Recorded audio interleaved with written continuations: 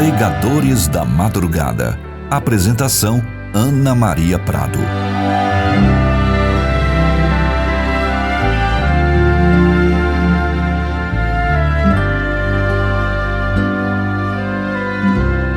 Nesta madrugada, amanhã, dia 16 de agosto, um mês missionário, mês de agosto, para a nossa igreja é um mês também muito especial. O nosso pregador deste primeiro horário de 0 hora é o reverendo Silas Cunha de Menezes Filho, pastor da igreja Midway PCA, ou seja, presbiteriana Church of America, ele é do presbitério noroeste da Geórgia.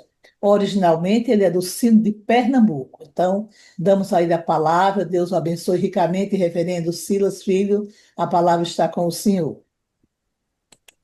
Prazer estar aqui novamente com as irmãs e com os irmãos nessa madrugada, reunidos com esse objetivo tão nobre, que é de orar ao Senhor. Eu sempre amo ouvir essa citação do Charles Spurgeon para começar a respeito da centralidade da reunião de oração, de fato, como um indicativo da saúde da igreja, que essa seja uma tendência que se espalhe. Porque a raiz de todo o verdadeiro avivamento é buscar o Espírito Santo do Senhor.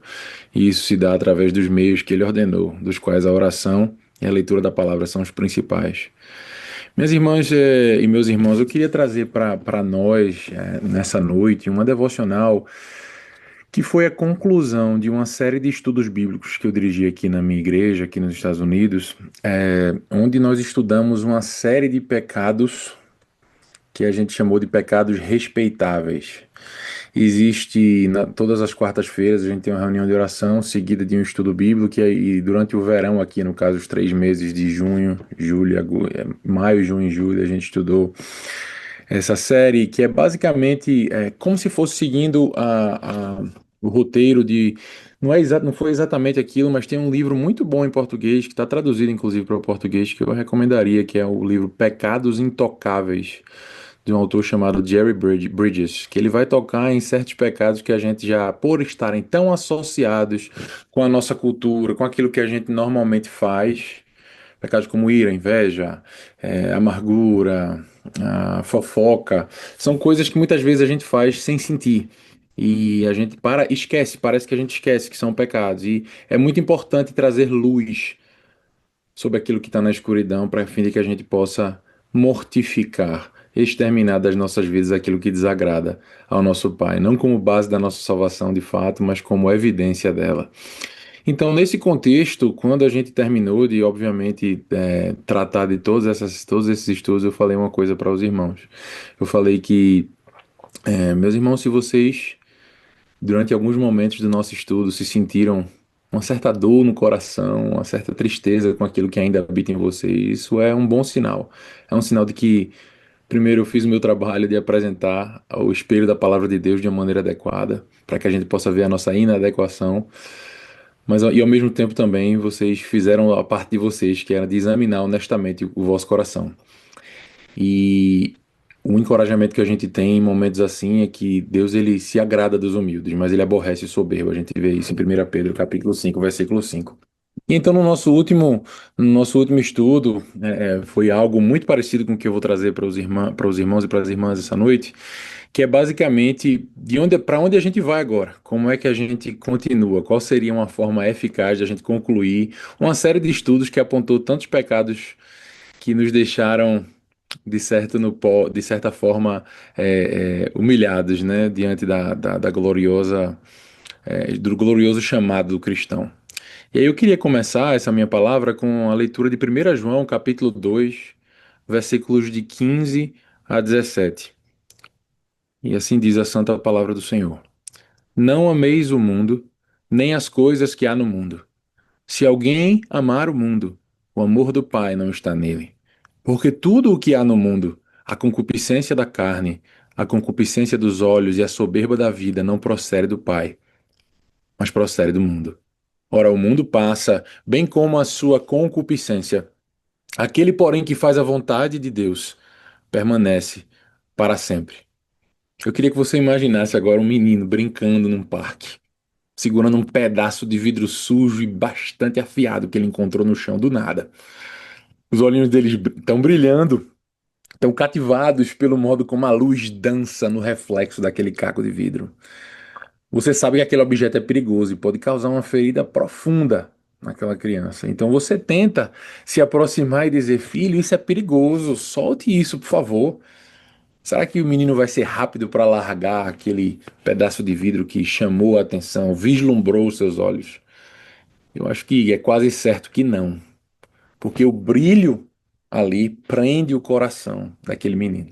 Agora imagine se você vai, se aproxima dele com a bolsa e dentro daquela bolsa você tira um carrinho vermelho bem reluzente, com rodas grandes e uma pintura que cintila como um raio de sol. Aí você vai ver a mágica acontecer. Os olhinhos daquele menino vão se iluminar, vão ficar cheios de encanto e, quase que sem hesitar, ele deixa aquele pedaço de vidro cair. Por quê? Porque um novo tesouro roubou seu coração.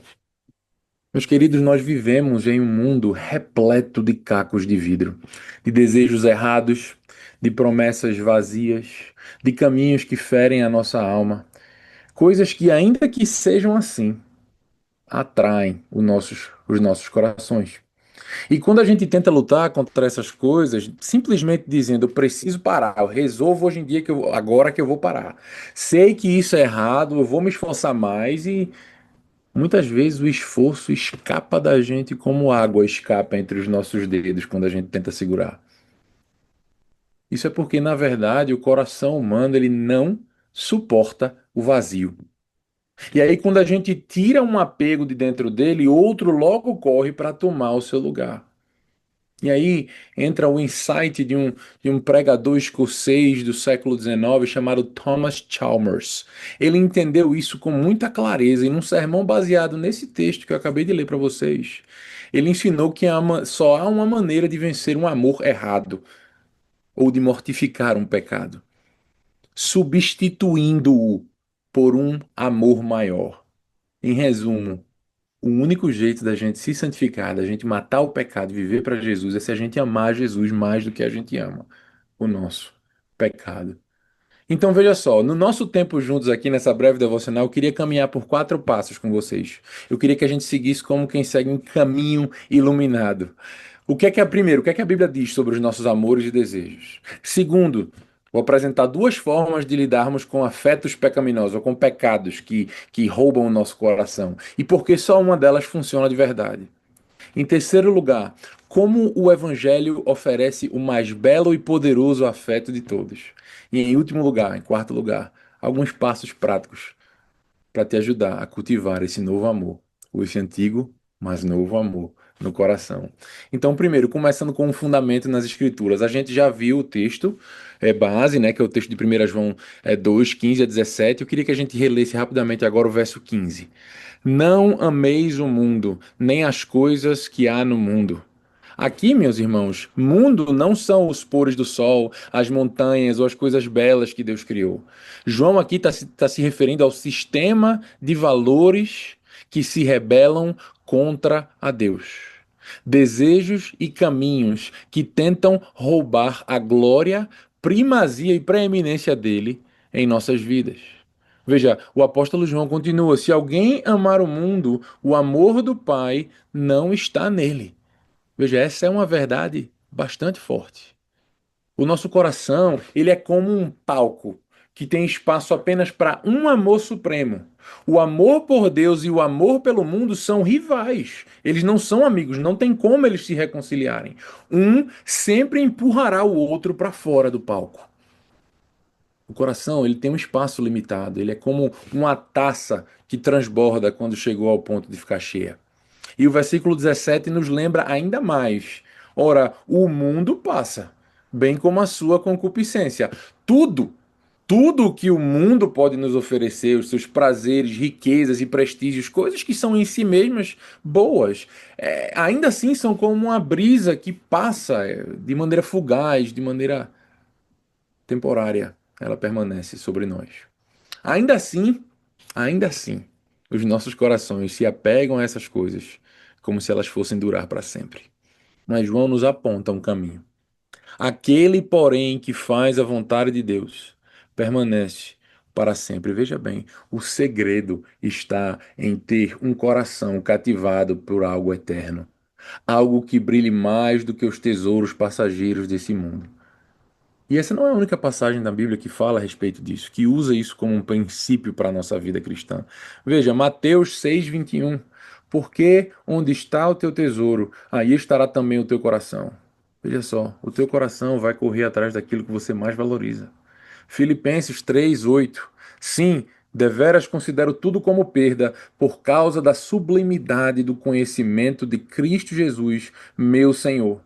Paulo aqui abriu mão de seus antigos amores não simplesmente, não somente por esforço, mas porque um tesouro maior os cobriu e tomou o lugar deles. Salmo 73, verso 25. Quem mais tenho eu no céu? Não há outro em quem eu me compraza, em quem eu tenha prazer na terra. Essas palavras todas desses versos não falam de uma disciplina fria e mecânica, mas de uma alegria que transborda. Então eu quero que você perceba que a mudança verdadeira e duradoura na tua vida só acontece quando um novo deleite faz com que os velhos prazeres e afetos percam a força que eles tinham no teu coração. Essa é a fundamentação na escritura. Quais são agora as duas formas que a gente normalmente pode tentar lidar, que as pessoas normalmente tentam lidar com esses afetos pecaminosos, com os pecados que tanto nos assediam? A primeira delas é tentar esvaziar o coração. A primeira forma é que as pessoas tentam é aquilo que eu chamei de método da subtração. Quando a gente percebe que tem algo prejudicial, errado nas nossas vidas, a gente tenta arrancar aquela coisa apenas por meio da força de vontade.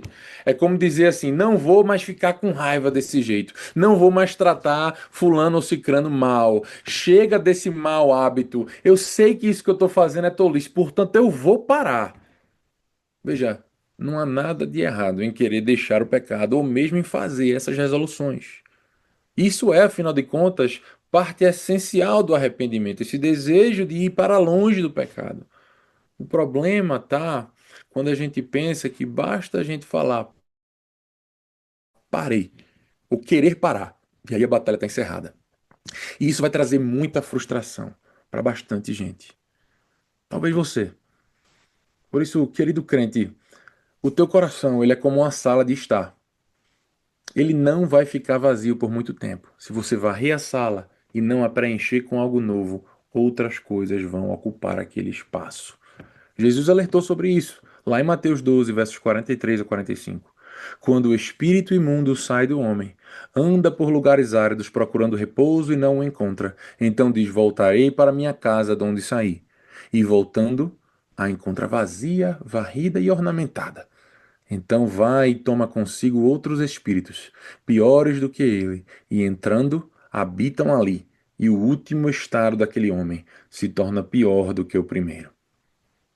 Veja, Chalmers, ele usava uma imagem da ciência. Ele falava assim: tentar tirar é como você estivesse tentando tirar o ar de dentro de um pote de vidro, apenas sugando. Por um instante, isso pode até funcionar, mas no momento em que você parar com essa ação de sugar, o ar volta correndo para dentro do copo. O coração humano, da mesma forma, ele não foi feito para ser um vácuo, um vazio. E qual seria a segunda e melhor forma? É encher o coração com algo melhor. É aquilo que a gente chama de o método da substituição. Em vez de focar no que você quer tirar, você se concentra no que você vai colocar em seu lugar. É como tentar, agora vamos voltar para aquele exemplo de tentar tirar o ar de dentro de um copo. É como derramar água cristalina naquele pote que a gente estava tentando remover o ar por sucção, sugando. A água, ela quando entra, naturalmente ela vai empurrar o ar para fora simplesmente pelo fato de que ela está preenchendo todo aquele recipiente. Em outras palavras, você não precisaria nem lutar direto contra o ar. A nova substância expulsará a antiga. E é assim que o teu coração funciona. Um amor mais forte tem o poder de desalojar um amor mais fraco. Novamente, é claro que a gente precisa reconhecer o pecado, é claro que a gente precisa querer abandoná-lo, mas o ponto é que só um novo afeto, só um novo amor vai nos dar a força para a gente pegar as armas espirituais da palavra e da oração, por exemplo, que a gente precisa para fazer a tarefa de mortificar aquele pecado. Por que é que isso funciona? Porque, meus irmãos e minhas irmãs, como fomos feitos à imagem e semelhança de Deus que é amor, nós fomos criados para amar. Nossos afetos não podem simplesmente, como a gente faz com a nossa televisão, serem desligados ao apertarmos um botão. Eles precisam, portanto, serem redirecionados.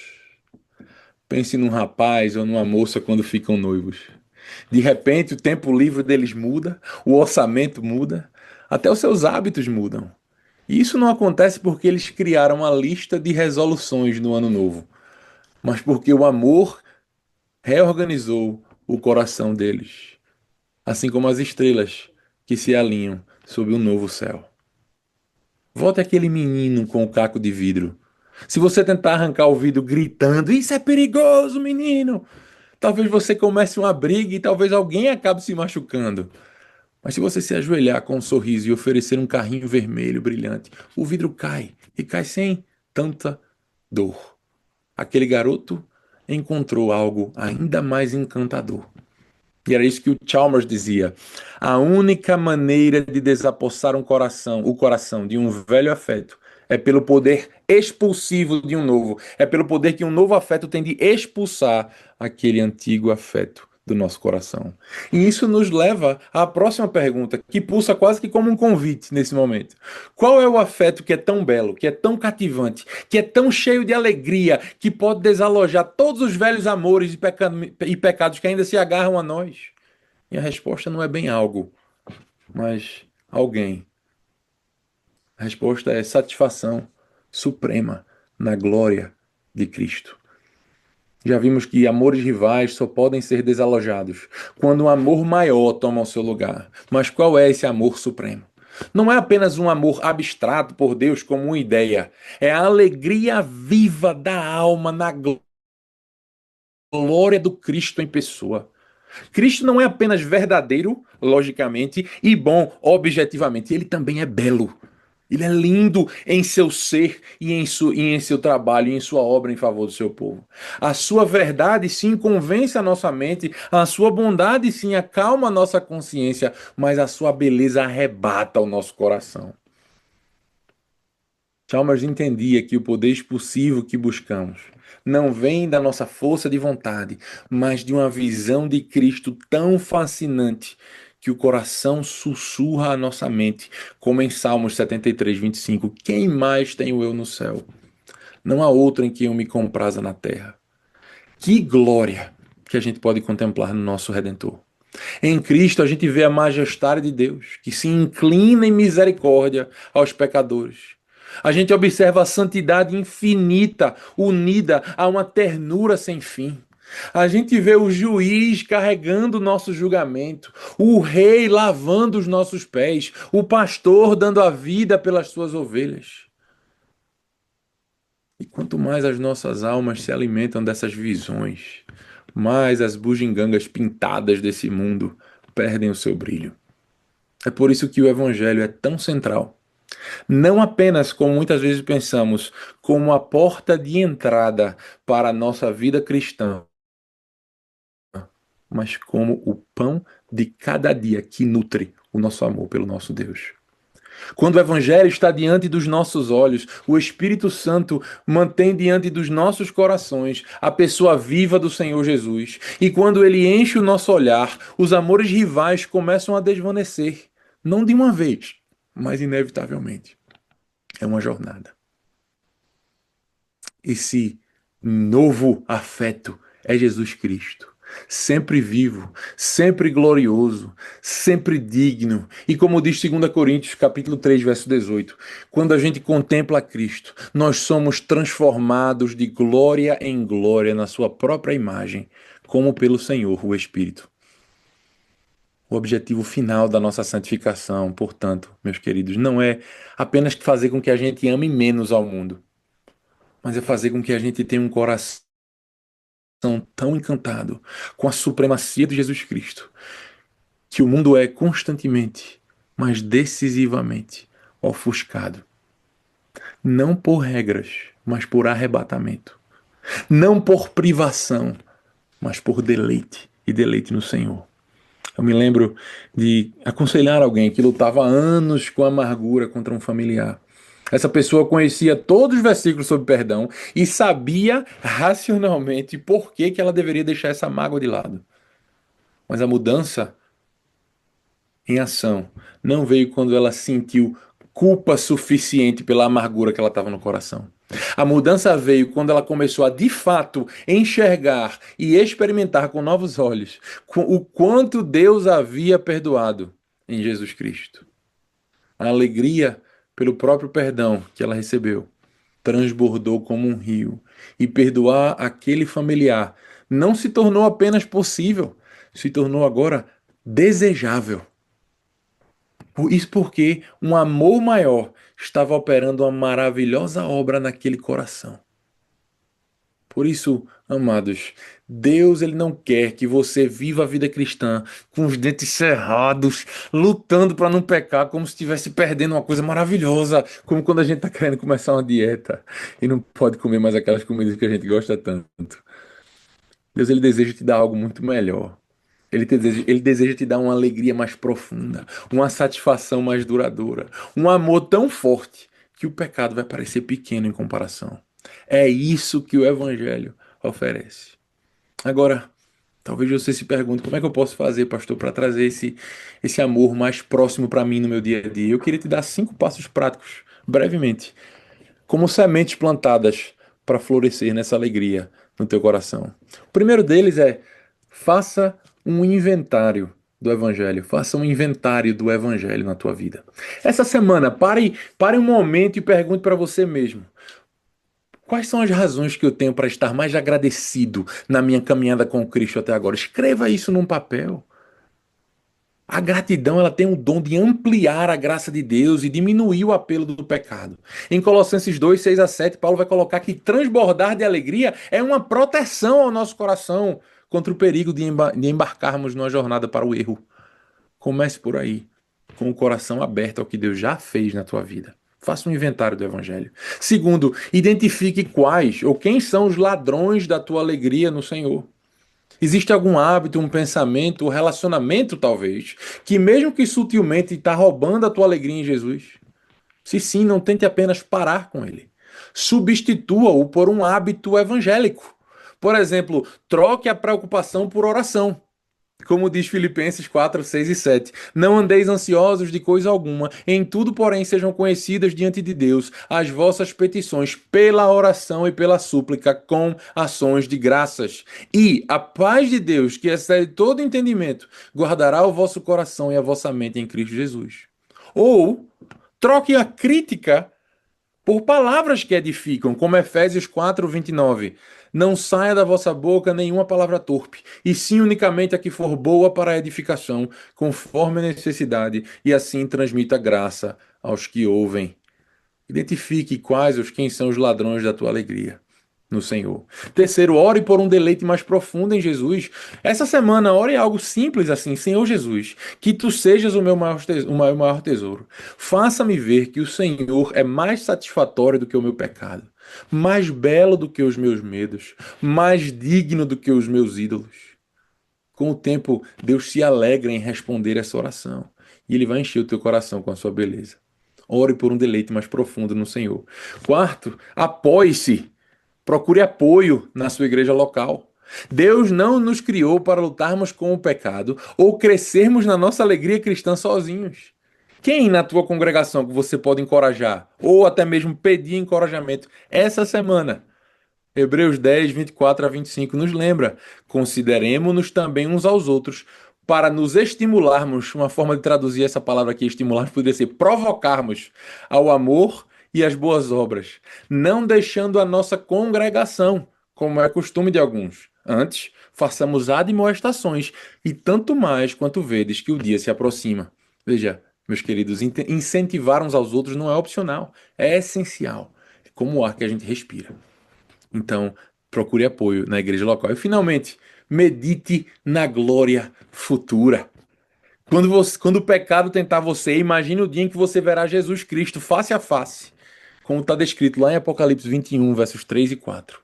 E ouvi grande voz do trono dizendo: Eis o tabernáculo de Deus com os homens. Deus habitará com eles. Eles serão o povo de Deus, e Deus mesmo estará com eles e será o seu Deus. E lhes enxugará dos olhos toda lágrima, e a morte já não existirá. Já não haverá luto, nem pranto, nem dor, porque as primeiras coisas passaram. Quando você chegar naquele momento, e muitos dos nossos amados já estão nos braços do Pai, naquele momento, todo o sacrifício que você fez na sua vida vai parecer pequeno. Toda a provação que você passou vai ser demonstrada que valeu a pena. Toda a alegria que você tem parcialmente agora vai estar completa nele. Irmãos e irmãs, o poder expulsivo de um novo afeto não é apenas uma ideia, mas é uma realidade que todo crente pode viver e então provar que o Senhor é de fato bom. O coração, ele não pode ser esvaziado apenas pela força, mas ele pode transbordar com a beleza suprema de Cristo. Então, quando a sua glória, a glória do Senhor, cativar o teu coração, o pecado perde seu brilho. Quando o amor divino envolve as nossas almas, os ídolos soltam as suas garras. E quando as suas promessas, as promessas divinas, inflamam o nosso coração, o mundo se apaga na luz do rosto de Jesus Cristo. Então que a gente volte os nossos olhos das sombras para a essência, do passageiro para o eterno, dos amores que murcham para aquele amor que nunca nos largará. Que você erga os seus olhos para a glória de Cristo e os mantenha bem ali, até que o poder expulsivo desse novo afeto se torne a canção diária da tua alma, e que o pecado seja amargo diante da doçura do teu Senhor. Amém. Vamos orar? Glorioso e querido Pai, nós te abençoamos pelo glorioso e poderoso Evangelho, que é a pessoa do Senhor Jesus Cristo. Aquele que em si mesmo reuniu aquilo que estava separado, Deus e homem, de maneira perfeita, de maneira misteriosa, de maneira gloriosa. Oh Deus, que a pessoa do nosso Redentor possa ocupar os nossos pensamentos, tomar conta das nossas afeições de maneira tal que, de fato, a sua doçura possa fazer o pecado se tornar amargo em nossas vidas. Que Ele seja conosco por meio do Espírito que em nós vive, fazendo com que vivemos para a sua glória. E é em nome do Senhor Jesus Cristo que nós oramos. Amém.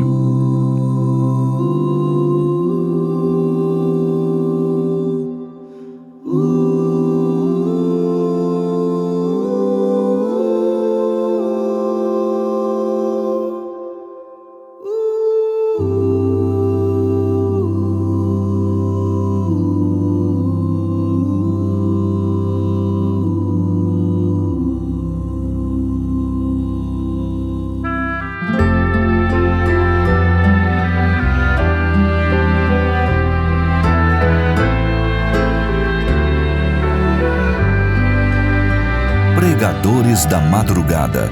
Apresentação: Ana Maria Prado. Um programa SAF Hora Online na madrugada. Realização: Confederação Nacional de SAFs.